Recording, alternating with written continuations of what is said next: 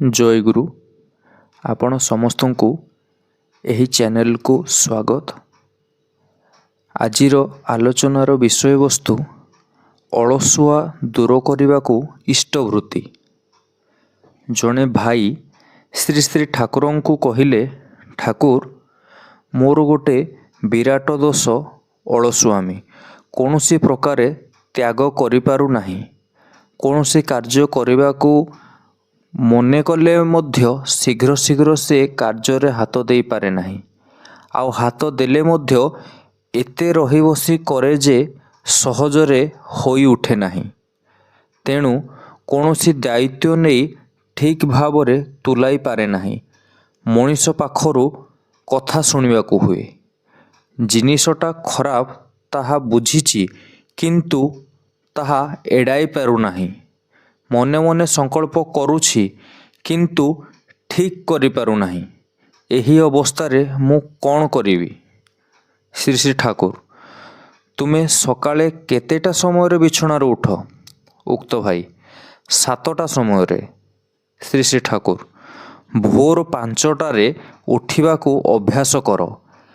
सही समय रे जदि निद न भांगे घरे आउ काहारी को डाकी देबाकू कहिबू, आउ डाकिले उठी पड़िबू, आउ कहिदेबू मु जदि उठिबाकू न चाहे तेबे मते जोर करी उठाई देब।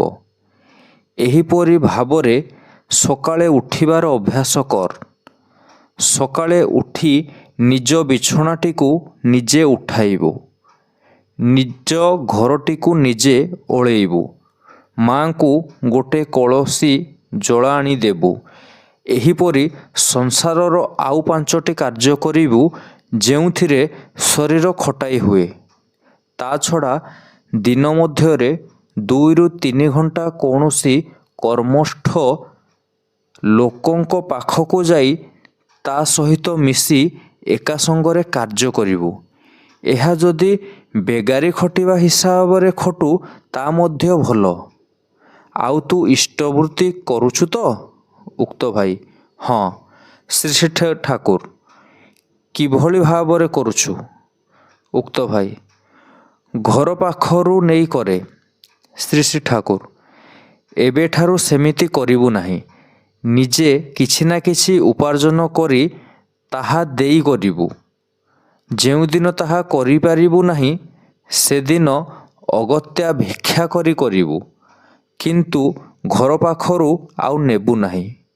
बुझु नाहु जे गोटिए गोटिए दोष पोषी रखिबारे केते क्षति। एहा द्वारा जीवन संशय होई जाई पारे। आलोचना प्रसंग 4th खंड 1 ଜାନୁଆରୀ 1943। जय गुरु।